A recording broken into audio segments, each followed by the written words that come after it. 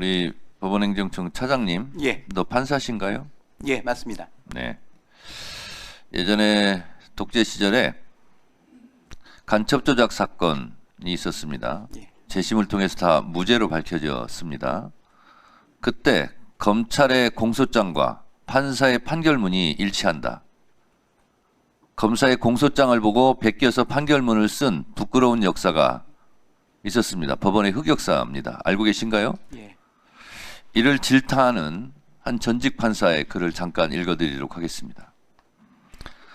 법관들이 언제부터 권력의 눈치를 보지 않고 자유롭게 재판할 수 있게 되었습니까?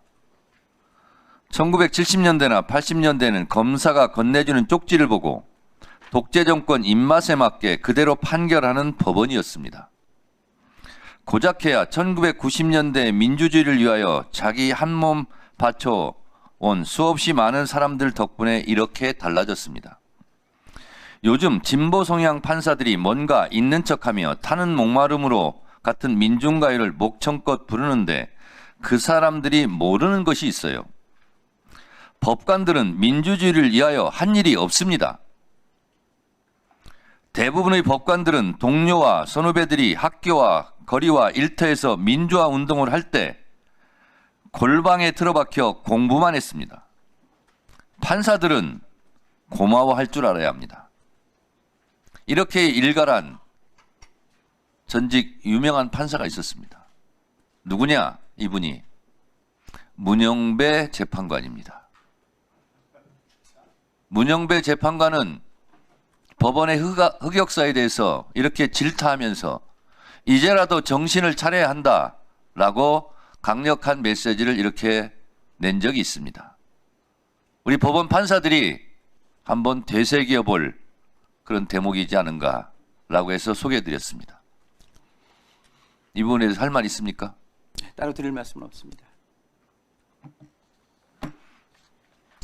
다음은 주진우 의원님 질의하세요. 법원 행정처 차장님, 예, 저는 어제 대법원 결정이 있었는데 이렇게 바로 국회에서 현안 질의를 통해서 판결의 구체적인 내용을 얘기하고 법원을 압박하는 이 모습이 그 입법부가 사법부를 침탈하는 모습이자 상권 분립에 결코 바람직하지 않다라고 생각합니다. 그래서 재판 관련된 것은 제가 그냥 원칙론만 몇 가지 말씀드리겠습니다. 일단 이 사건은 이 시기가 어제 시기를 가지고 계속 선거 시기를 가지고 말씀하시는데 저는 이재명 후보의 자업자득이자 자승자박이라고 생각합니다. 일단 이 재판을 1심에서부터 2년 2개월을 끌어오는 과정에서 일반 국민들은 선택하기 어려운 위헌법률 심판 제청 신청이라든지 서류를 계속해서 받지 않는다든지 증인을 무더기 신청한다든지 이런 수법들이 동원이 됐고요.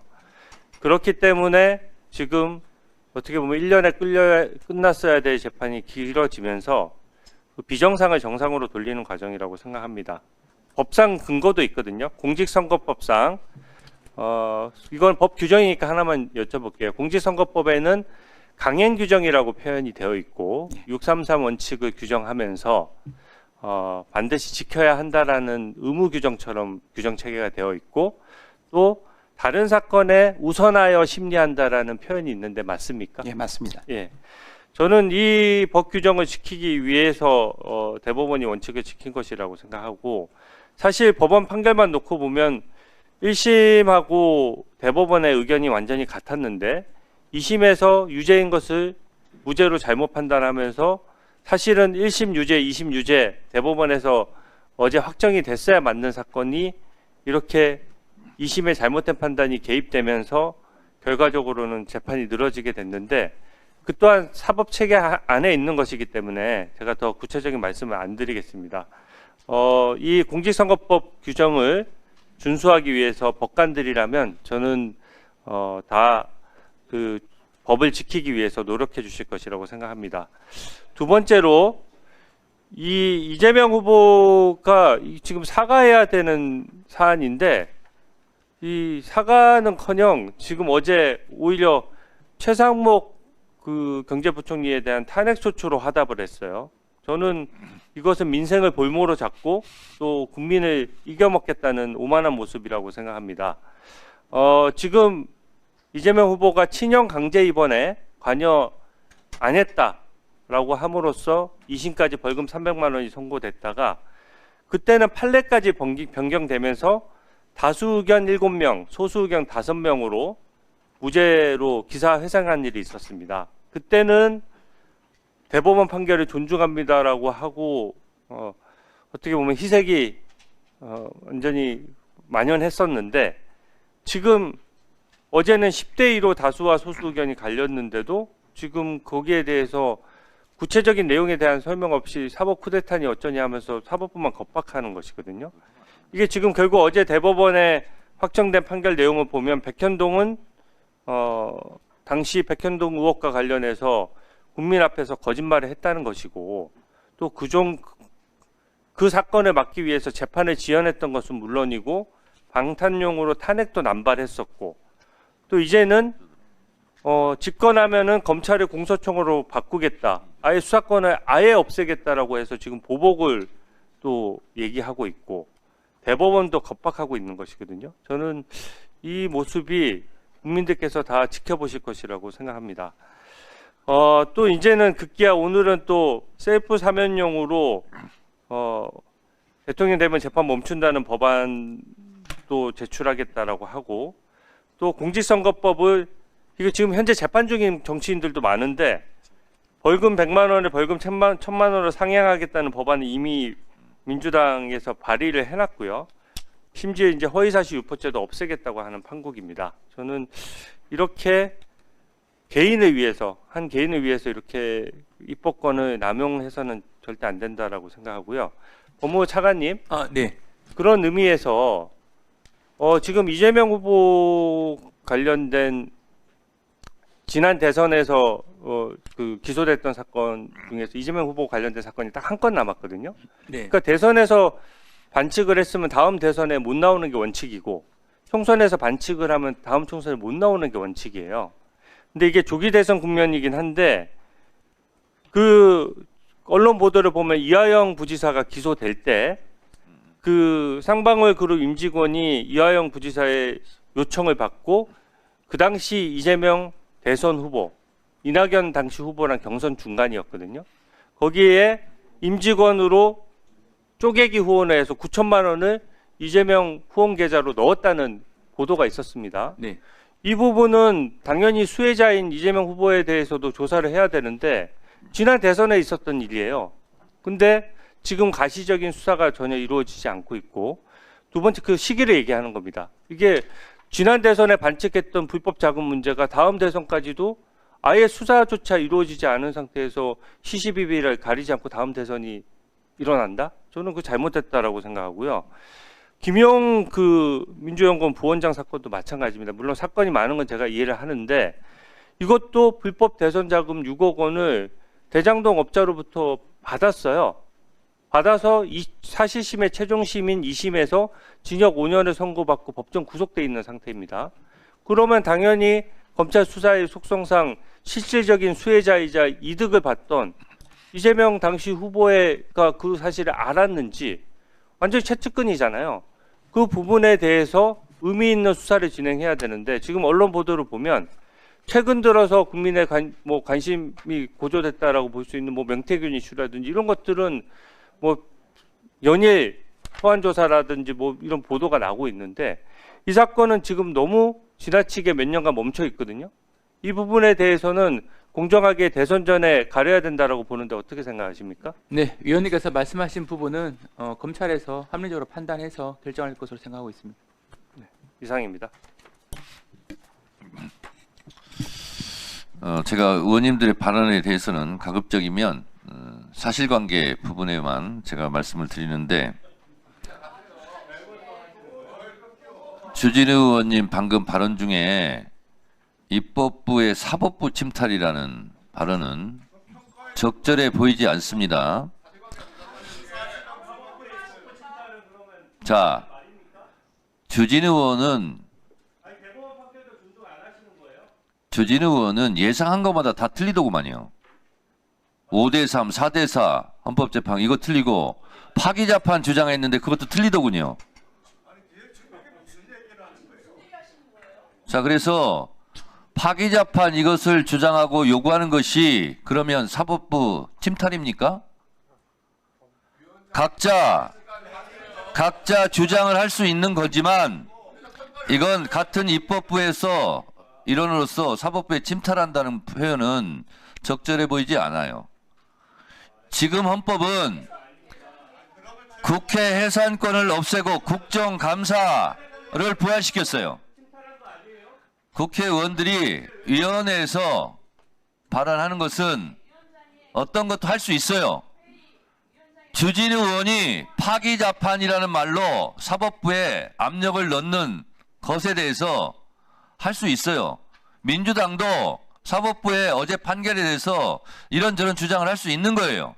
근데 그것을 입법부의 사법부에 대한 침탈이다 이런 표현은 적절하지 않다. 곽규택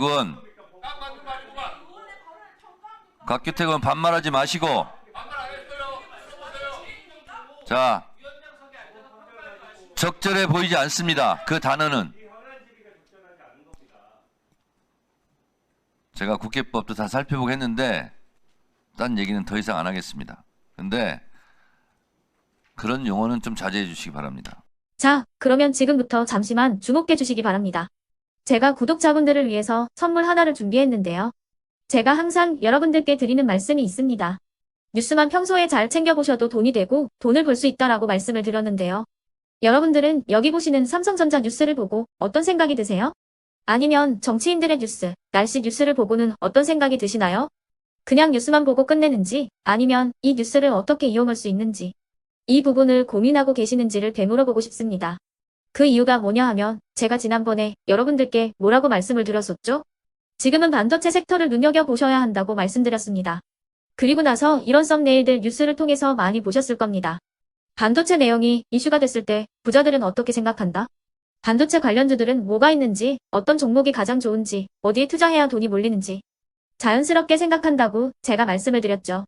그 이유가 뭐냐 하면 부자들이 봤을 때는 이슈가 곧 돈으로 이어지고 그 이슈가 나에게 돈을 벌어준다는 경험적 확신이 있기 때문에 부자들은 항상 이런 사회적 이슈를 관심있게 챙겨본다고 제가 말씀을 드렸습니다. 이번에도 마찬가지인데요. 제가 지난번에 시청자분들과 함께하는 주식으로 수익 내기 이벤트를 진행했었죠. 당연히 100% 무료로 진행을 했었고요.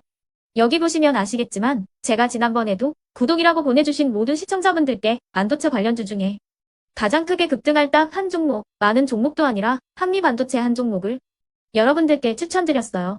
그러면서 여기 나와 있는 대로 정확히 얼마에 매수해야 하는지 그리고 수익률이 어느 정도 나왔을 때 팔아야 하는지를 이런 부분들까지 여러분들에게 정확히 알려드렸었는데 지금 실제로 어떻게 되었다? 오른쪽을 보시면 아시겠지만 제가 지난번 문자 발송으로 이 한미 반도체를 소개해드리고 나서 실제로 이렇게 5배 이상 어마무시한 상승이 나왔습니다. 100만 원만 투자를 했어도 무려 500만 원이 넘는 수익금이 생긴 거죠. 그래서 당시에도 굉장히 많은 분들이 제가 드린 이 한미 반도체로 수익을 내실 수가 있으셨을 텐데요. 다시 한번 축하드린다고 말씀을 드리겠고 이번에도 마찬가지입니다. 앞으로도 2024년, 2025년 계속해서 기대해볼 섹터는 AI입니다. 그 중에서도 AI 반도체는 그 누구도 부정할 수 없는 미래 성장 산업입니다. 그러면 우리가 어떻게 생각해 볼 수 있을까요? AI 반도체 종목 중에 앞으로 크게 대장 역할을 하면서 10배 이상 급등할 수 있는 텐베고 종목을 지금부터 열심히 추적해야 한다는 겁니다. 큰 돈을 투자하지 않더라도 월급의 일부분 아주 소액이라도 이 종목을 모아가야 수백 %의 수익률을 손에 쥘 수 있는 것이죠. 지금 여러분이 보고 계시는 이 유튜브 또한 AI 반도체와 아주 밀접한 연관이 있고 반도체야말로 대한민국의 핵심 산업으로 앞으로 더더욱 시장은 성장할 수밖에 없습니다. 그렇기 때문에 제가 이번에도 뭘 보내드리고 있냐면 지난번과 똑같이 구독이라는 문자를 보내주시면 제가 AI 반도체 관련주 중에 앞으로 대장주 역할을 하면서 주가가 가장 크게 급등할 한 종목을 여러분들께 문자 발송으로 종목명과 사고 파는 시점을 모두 알려드릴 건데요. 그 문자를 받고 여러분들이 주식으로 돈 버는 연습을 한번 해보셨으면 좋겠고요. 혹시라도 나는 주식을 하지 않는다 하시는 분들은 주변에 주식하시는 지인분들에게 말씀을 해주셔도 되고요. 아니면 연세가 있으셔서 투자가 어렵다 하시는 분들은 이 종목을 자녀분들에게 한번 사봐라. 이걸로 한번 수익을 내봐라. 이렇게 조언을 해주실 수도 있는 거겠죠. 그래서 지금 이 영상을 보시는 시청자분들 중에 나도 이번 종목이 좀 궁금하다. 하시는 분들은요. 누구나 상관없이 그리고 어느 시간대나 상관없이 부담 없이 010-2514-5930번으로 구독이라는 문자 보내주시면 제가 이번에도 똑같이 무료 추천 급등주 문자를 보내드리겠습니다. 이해되시겠죠? 제 번호 010-2514-5930번으로 구독이라는 문자 보내주시면 여러분들이 직접 이슈를 통해서 돈 버는 연습을 해보실 수가 있는 거고 제가 돈을 받는 것도 아니고 투자를 대신해 드리는 것도 아니기 때문에 부담 없이 신청해 주시면 되는 겁니다. 그리고 수익이 나면 저는 다른 것은 하나도 바라지 않습니다. 제 채널에 구독, 좋아요 한 번씩만 눌러주시라 이렇게 다시 한번 말씀을 드리겠습니다.